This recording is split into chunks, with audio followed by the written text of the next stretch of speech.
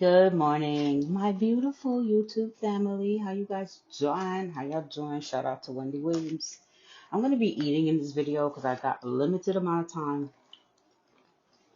to check out. And that's because I went to retrieve my truck yesterday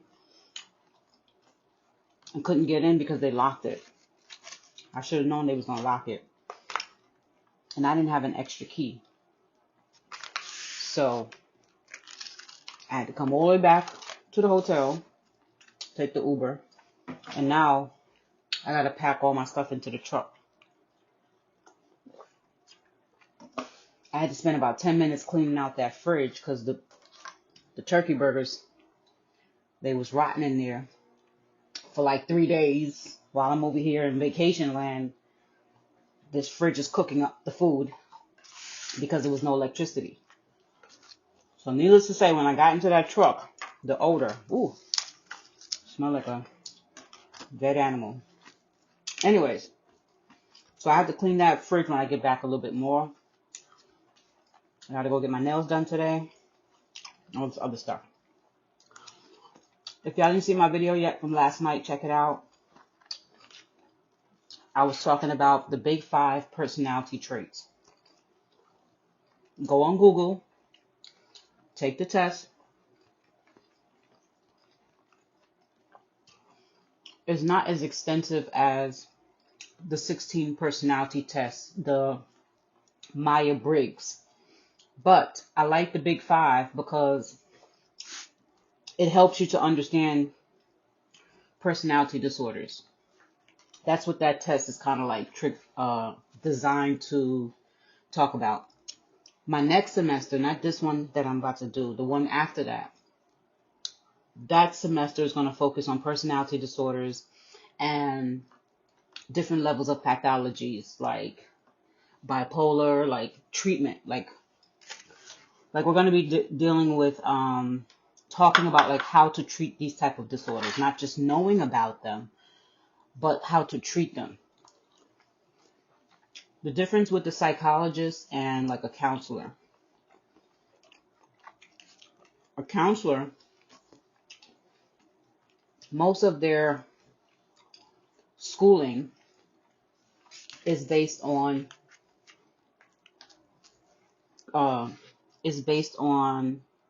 case management, like managing the client, like how do you treat the client, like behavioral things. So to be like learning assessment tools, how to help the client on a day-to-day basis. Psychologists, they learn similarity stuff, but we're more catered to the science of it, like understanding the deep, intricate things that happen to the mind. Which one is better? There's really no which one is better. It's that they all collab together. So for example, if you want to get the diagnosis, you go to the psychologist, and the psychologist might either treat you or they might recommend you get the counseling. Like the counselor will work with you on a one-on-one basis. I'm probably going to be more catered to doing both because I want to, when I graduate school, my focus is to like cater to behavioral therapy. So which would mean I would need to learn the assessments and how to handle treating the client versus just knowing what they have and diagnosing them. So just want to clear that part up. So I was talking about yesterday understanding people's personalities and the little agendas that people come with when they want to try to control you. Understanding where it stems from, why they're picking on you to do something, as far as like trying to brainwash you to be their slave or their tool or their resource. Knowing how to handle like people trying to manipulate you. You're not comfortable, but because you have love for them, you try to compromise. But what you're not realizing is that You're not compromising. You're pushing yourself. You're making yourself dormant, and you're making their needs and wants a priority. And the people that tend to do that the most, because they feel entitled to your access to you and your energy, is family members and loved ones, and even people that work over you, like your boss, your manager. So I was just kind of touching a little bit on the surface as to recognizing that. As we delve deeper into my videos moving forward, I will be addressing how to deal with it, how to manage conflict, how to manage people. Because it's not just about relationships, with like having a relationship, like a love relationship. If you can master like understanding people and master conflict, it's gonna naturally help you in your relationships. Like, a person doesn't have to be a relationship guru to understand how to deal with people. You know what I'm saying? Because the more you understand people, the more you're gonna realize everybody ain't for you. Like, should I try to get along with everybody? No.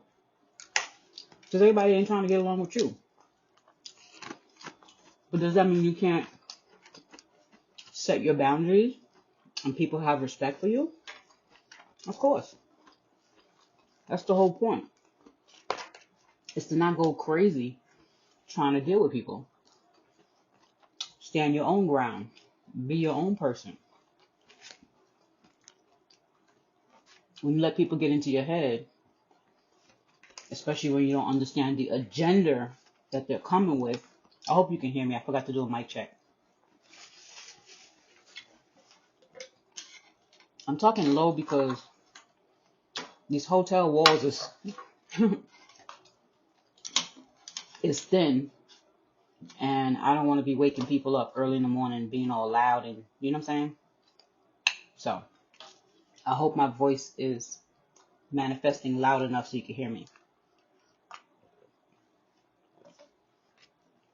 But you have to remember, when you're dealing with people, you don't know what agenda they're coming with. So it's like a game of chess.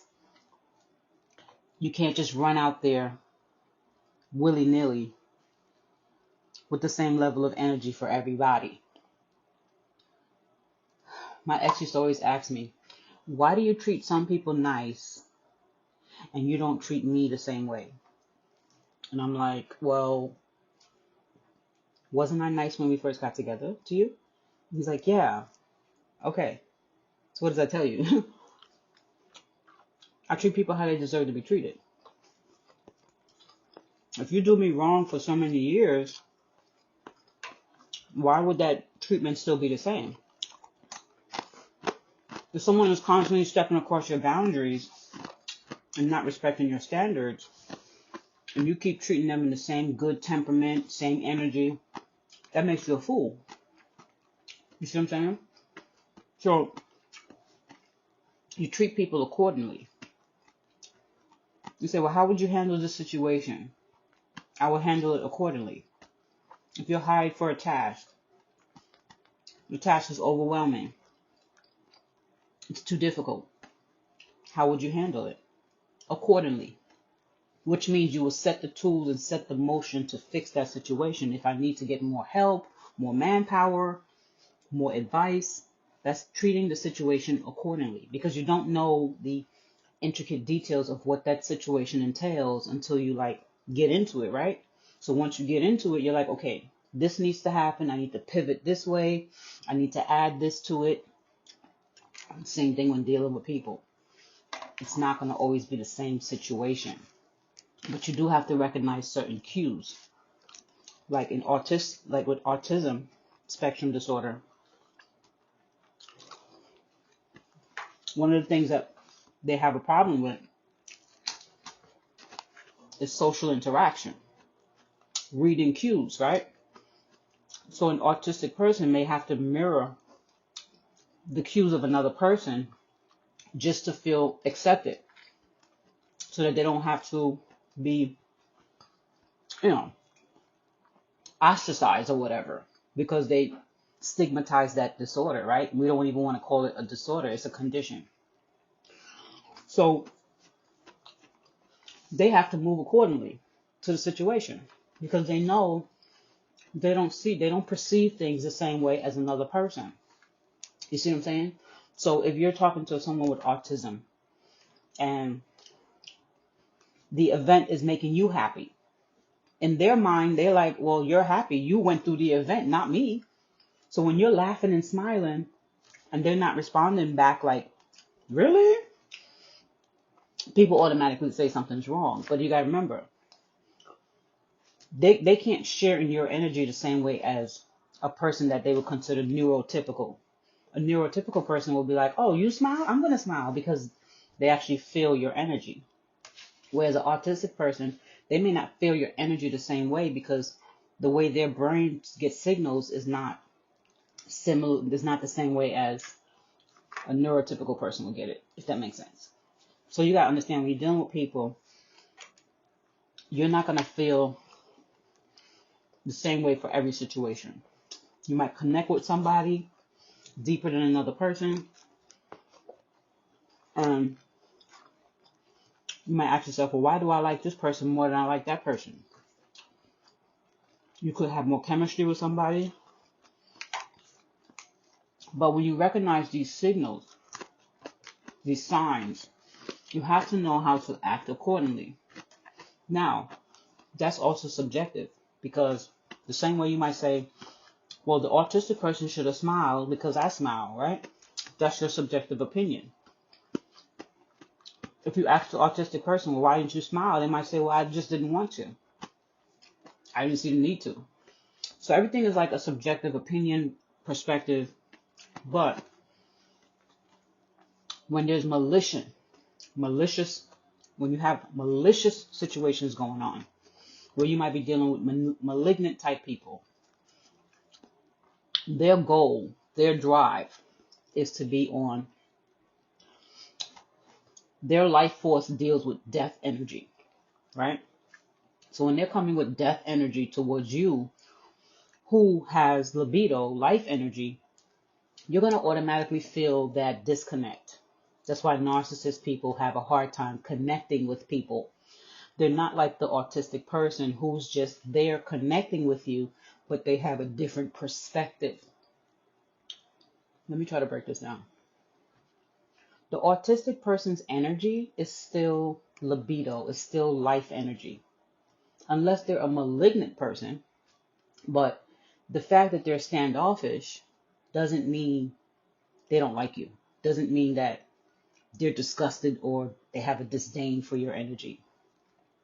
A malignant person, their agenda is death force energy. That's a psychological term. It's not like actual, It's not like that. It's called the death force energy. It's a libido, meaning when we come in as humans to this existence, there's a force in us that makes us do the things we do, like enjoy life or pursue things that makes us better human beings, right? That's the libido force. In the Sigmund Freud's theory, I might have to sneeze. In the Sigmund Freud's theory, he talks about the psychosocial levels of the human mind. And in the psychosocial levels, you have libido, right? It is a sexual force, but it's not in the form of bang, bang, bang, bang, bang. Sexual drive is what drives humans. That is the pleasure principle. It doesn't mean pleasure principle in the lower range, right? It means pleasure of life, indulging in pleasurable feelings. When you're dealing with pleasurable feelings, it brings a life force to you. On the dark spectrum of it, you have the death force energy. There's a drive in the death force energy, but it's in a dark principle, right? So if a person doesn't like life, they don't like what's going on, they'll tap into the death energy, right? So like a person that is into gang banging or, just bad acts, they're still getting an energy force from being bad. So it still makes them feel good. And it's not the good of what we think good is. Good is a feeling of pleasure.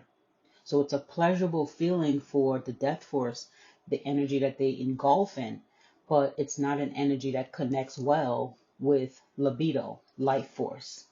So when you're dealing with people that is engaging in death force energy is like anything negative, like hurting people, pain.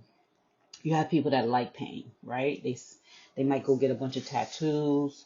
Now, just because they like tattoos doesn't mean they're engaging in death force energy. But if you want to break it down, there is an element of death force energy when you engage in pleasuring pain type energy. You like the energy of pain. You have people that into dominatrix. When you go into their situation, you can feel the dark force energy pull when they engage in these acts of tying people up, choking people, beating them, but it's in a pleasurable way to them. That's death force energy. They're tapping into it. It doesn't mean that their whole being is about that.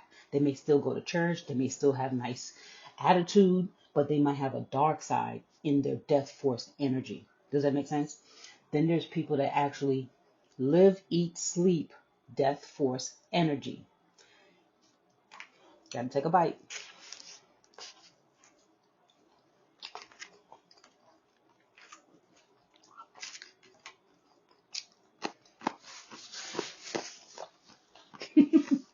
What time is it? Because I gotta get out of here.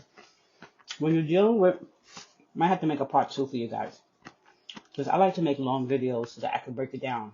Because I'm a deep person, I'm a Scorpio, and I see things sometimes a little bit deeper than the average person.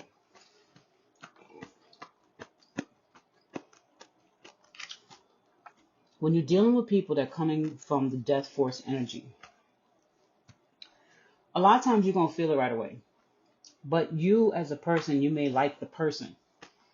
You might have to work with them. You might be with them like a love relationship, something. So you might overlook that energy that they naturally are coming with, which is that dark force energy. You have to start paying attention to energy when you're dealing with people, not just what's coming out their mouth or the actions that they're taking towards you, because the actions could be a mask. It could be them mirroring you to make you like them because they know, well, if I mirror this person, they'll like me. Studies show that when a person likes you and you're engaging in conversation, one of the things that you'll notice is that they'll mimic you. Little small gestures. So you're talking to them, right? And you turn your head this way while you're talking. If you notice they turn their head a little bit to the side, that means they like you. That means they like engaging with you. Or let's say you're doing like this and you're talking and they're sitting down too. They might do this too. Or they might do something similar because they're engaging with you. When a person doesn't like you and you're talking to them, they kind of like disengage. They'll be looking at their phone, they're staring at everything else. But that could also be a tactic to make you feel like what you're saying is not that important. You're not that valid. A lot of times it's mind games that people play with you. And you got to be able to peep it. This is just an awareness video. I'm not going to get too deep into managing these type of people because, child, you got to be built different sometimes to manage these type of people. Now, I've been down that road. The reason why life force energy people sometimes get defeated by dark force energy people is because, one, the life force energy person is thinking that this person is on the same level as them. They're not realizing there's two separate energies. There's like opposing energies. The energies are opposing one another. So what happens is the light force energy person, and when I say light force, I'm talking about the libido. Life, not light, life. But technically you could say light because it's similar. But it's life force energy, life. I'm talking about life and death. There's two forces on this planet, life and death.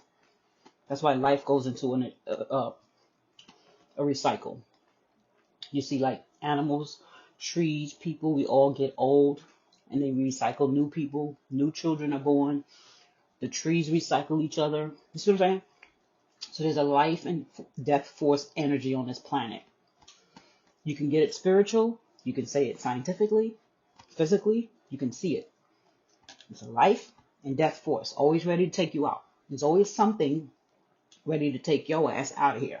That's the death force energy. It's always present. Okay? It's always an opposing force. So knowing that, people are going to engage in one or the other. It's just that simple. Which one are you dealing with? So when you're dealing with death force energy, a lot of times light force energy tends to go and follow death force energy. And that's where they go wrong. And they'll follow it and follow it and follow it, and they lose their life force energy. Once you're losing the life force energy, you're pretty much in death force. Then you don't like the feeling. You engage with them, and then you don't like the feeling. You don't like the feeling because it don't resonate with who you are. So now they're winning. They're winning over you. Because their energy, they mastered that death force energy. And here you come trying to tap into it, and you ain't about that life. So they're going to use all the death force energy on you. And they win. You're defeated. Instead of staying in your own energy, which was the life force energy, to deal with these type of energies, you decided to come off your life force energy to follow the death force energy. So, for example, a malignant person comes around. They want to snap. They don't like your energy. They don't want it. They just don't like it. So they want to destroy it. Because people will say, "Oh, they don't like your light." They want your light. Now, I meant to say, people say, "Oh, they want your light." They want your light energy, the light. Some people don't want it. They just don't like it. They don't want it. They don't like it. It bothers their death force energy. So they got a problem with it. Because you got to remember, death wants to take out life. It's the two opposing forces. So that's why they're coming after you. They're triggered. They're triggered by that force. Because it's a force. Life force is still a force. It's still a powerful energy. You see what I'm saying? So when you're challenged by death force energy, you're gonna feel the pull. You're gonna feel the pull and the push. You have to understand that this is not an energy that you want to engage with because your life is not. I'm not saying death is bad or death is. They're both powerful forces. It's just that one is eternal. So now when you're trying to say, well, okay, well, the malignant person is coming with this death force energy. How do I not engage? You do engage, but you engage with light. Life. They're not gonna when you're engaging with life on a consistent basis with a death force energy, they won't be able to manage it. They'll have to disperse. So think of the traits that come along with life force. Happiness, joy, energy. You see what I'm saying? And the good energy, vibrational energy. Death force people don't like that kind of energy. But you can't let that stop you from continually doing it, because when you let death force energy stop you, you become death force energy. If you let somebody come into a room and take your shine on some death force, because a person could have life force and you could have life force, and they come into a room and you guys illuminate each other, right? You got two people that got it going on. Like, hey, my brother, hey, my sister, hey, sweetie, how you doing? Y'all got this good energy. People want to come around both of y'all because y'all just popping. But here comes the malignant hater, and your energy changes. You become quiet, sullen, because you don't want to step on nobody's toes. Bump all that crap and continue your light force energy. Hey, what's going on, everybody? I'm still going to be me. The other person just going to have to deal with it. Now they want to start plotting and planning. How we going to get rid of this? Oh, I don't like this life force, this person. You see them falling apart. Death force energy. That's what it's about. That's what death force means. It doesn't like anything that represents life. So they come in all kind of plotting, plan. How we going to ruin this person? How we going to take them out? How we going to make them feel bad? How are we going to make them match what we got going on? But you don't want to be a part of that gang. You don't want to be a part of that crew because they ain't about nothing but death force. And that's what you got to understand. You have to remain in your energy because your energy is more powerful. The only time it's not more powerful is when you don't understand how to utilize it. So now this person is coming around you with the malignant energy. The hateration, the disgust, the disdain, the contentment toward, like, what's all of that? What's all of that energy for? I ain't doing nothing to you. What's the energy for? Because they thrive off of that energy. They actually eat, sleep, dream death force energy. They're full of anger, lust, greed, hate, insecurity. They're probably thinking about unaliving themselves every day or unaliving another person. It's like, oh, come on, let's all just go down to hell together. This is what it's about. They're not happy. They don't have the life force energy. I gotta go because my checkout time is getting close. I might try to come back on here, but I gotta go get my nails done.